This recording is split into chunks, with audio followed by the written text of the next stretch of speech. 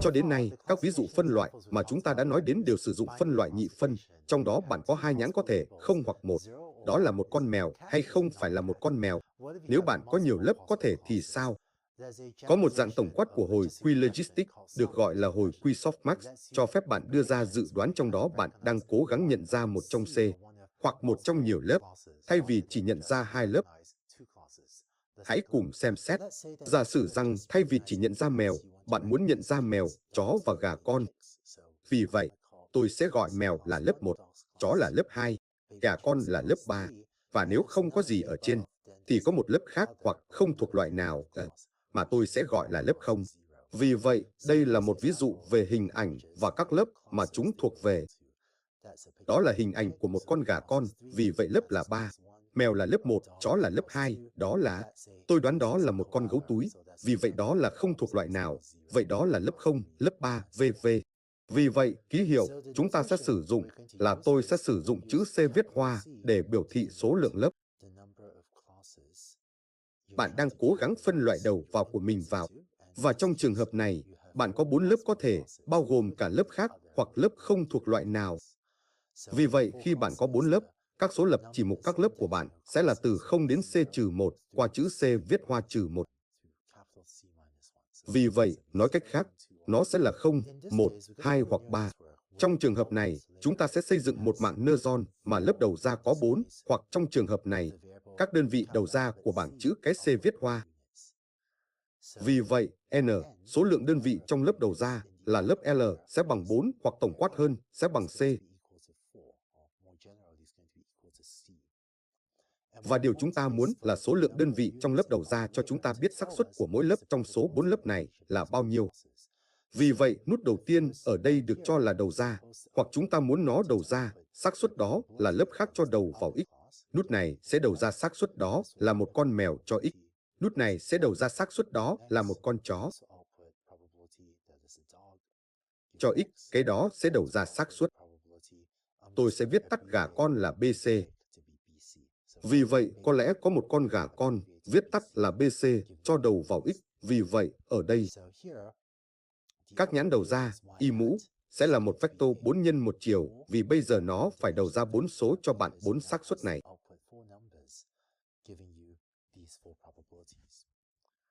Và bởi vì các xác suất phải cộng lại bằng 1, 4 số ở đầu ra, y mũ, chúng phải cộng lại bằng 1. Mô hình tiêu chuẩn để có được một mạng neutron, để làm điều này sử dụng cái được gọi là lớp softmax trong lớp đầu ra để tạo ra các đầu ra này. Hãy viết ra công thức toán học và sau đó quay lại và có một số trực giác về những gì lớp softmax đang làm. Vì vậy, trong lớp cuối cùng của mạng neutron, bạn sẽ tính toán như thường lệ phần tuyến tính của lớp. Vì vậy, Z viết hoa L, đó là biến Z cho lớp cuối cùng. Vì vậy, hãy nhớ rằng đây là lớp viết hoa L. Vì vậy, như thường lệ, bạn tính toán điều đó là WL nhân với kích hoạt của lớp trước cộng với độ lệch cho lớp cuối cùng đó. Bây giờ, sau khi tính toán Z, bạn cần áp dụng cái được gọi là hàm kích hoạt softmax. Vì vậy, hàm kích hoạt hơi bất thường đối với lớp softmax, nhưng đây là những gì nó làm. Đầu tiên, chúng ta sẽ tính toán một biến tạm thời, mà chúng ta sẽ gọi là thê, đó là em mũ Z. Vì vậy, điều này được áp dụng theo phần tử. Vì vậy ZL ở đây, trong ví dụ của chúng ta, ZL sẽ là 4 nhân 1, đó là một vector 4 chiều. Vì vậy, bản thân thê, em mũ ZL, đó là một phép lũy thừa theo phần tử, thê cũng sẽ là một vector 4 nhân 1 chiều. Sau đó, đầu ra, AL về cơ bản sẽ là vector thê, nhưng được chuẩn hóa để tổng bằng 1. Vì vậy, AL sẽ là em mũ ZL chia cho tổng từ ghi bằng 1 đến 4, bởi vì chúng ta có 4 lớp của thê chỉ số y. Vì vậy, một cách khác để nói điều này là AL cũng là một vector 4 nhân 1, và phần tử thứ y của vector 4 chiều này, hãy viết ra AL chỉ số y. Cái này sẽ bằng thê y trên tổng của thê y. Được chưa?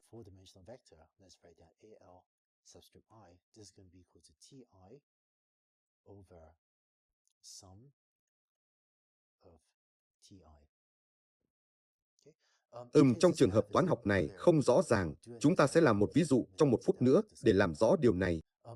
Trong trường hợp toán học này không rõ ràng, hãy xem xét một ví dụ cụ thể sẽ làm rõ điều này. Giả sử rằng bạn đã tính toán ZL và ZL là một vector 4 chiều. Giả sử nó là 5, 2, âm 1, 3. Những gì chúng ta sẽ làm là sử dụng phép lũy thừa theo phần tử này để tính toán vector T này. Vì vậy, T sẽ là E mũ 5, E mũ 2, E mũ âm 1, E mũ 3. Và nếu bạn nhập vào máy tính, đây là những giá trị bạn nhận được. E mũ 5 là 148,4, E bình phương là khoảng 7,4, E mũ âm 1 là 0,4 và E lập phương là 20. Và vì vậy, cách chúng ta đi từ vector T đến vector AL là chỉ cần chuẩn hóa các mục này để tổng bằng 1. Vì vậy, nếu bạn cộng các phần tử của T, nếu bạn chỉ cộng 4 số đó, bạn sẽ nhận được 17, 6,3. Vì vậy, cuối cùng, AL sẽ chỉ là vector T này như một vector chia cho 176,3. Ví dụ, nút đầu tiên ở đây, nút này sẽ đầu ra E mũ 5 chia cho 176,3 và hóa ra là 0,842.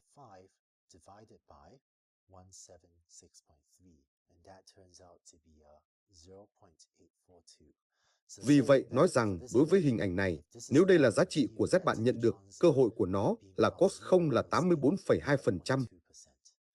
Và sau đó nút tiếp theo đầu ra E bình phương trên 176,3, hóa ra là 0,042.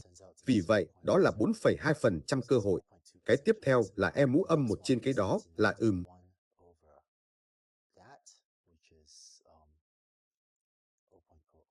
0,002 và cái cuối cùng là E lập phương trên cái đó là 0,114. Vì vậy, có 11,4% cơ hội rằng đây là lớp số 3 mà tôi đoán là lớp gà con, phải không? Vì vậy, có cơ hội nó là lớp 0, lớp 1, lớp 2, lớp 3. Vì vậy, đầu ra của mạng Neutron AL đây cũng là Y mũ, đây là một vector 4 x 1 mà các phần tử của vector 4 x 1 này sẽ là 4 số mà chúng ta vừa tính toán. Vì vậy, thuật toán này lấy vector ZL và ánh xạ nó thành 4 xác suất có tổng bằng 1.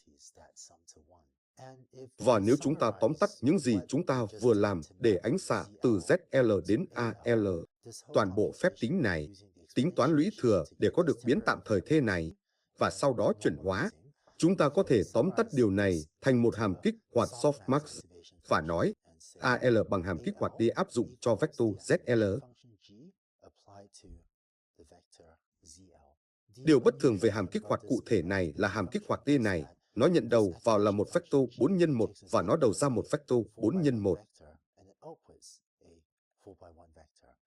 Vì vậy, trước đây, các hàm kích hoạt của chúng ta thường lấy một đầu vào giá trị thực duy nhất, ví dụ sigmoid, và các hàm kích hoạt nhận đầu vào là một số thực và đầu ra là một số thực. Điều bất thường về hàm kích hoạt softmax là vì nó cần chuẩn hóa trên các đầu ra khác nhau có thể. Nó cần phải nhận một vector đầu vào và sau đó đầu ra một vector. Vậy, những thứ mà một bộ phân loại softmax có thể biểu diễn là gì? Tôi sẽ cho bạn xem một số ví dụ trong đó bạn có đầu vào x1, x2, và chúng được đưa trực tiếp đến một lớp softmax có 3 hoặc 4 hoặc nhiều nút đầu ra hơn, sau đó đầu ra Y mũ. Vì vậy, tôi sẽ cho bạn xem một mạng Neutron không có lớp ẩn và tất cả những gì nó làm là tính Z1 bằng V kép 1 nhân với đầu vào x cộng với B.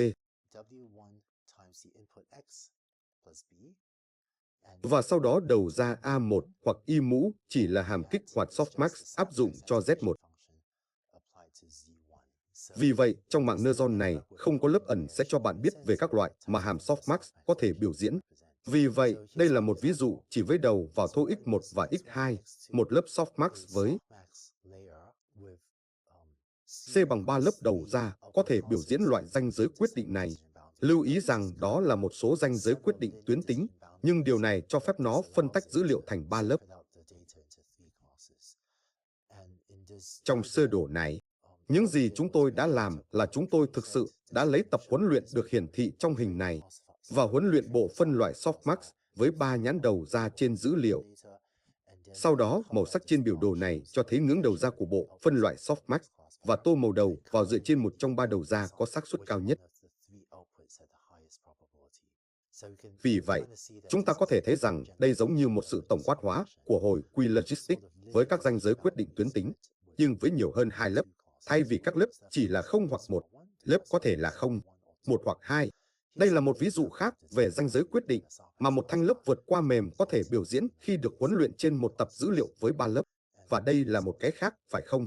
Vì vậy, đây là một. Nhưng một trực giác là ranh giới quyết định giữa hai lớp bất kỳ sẽ là tuyến tính.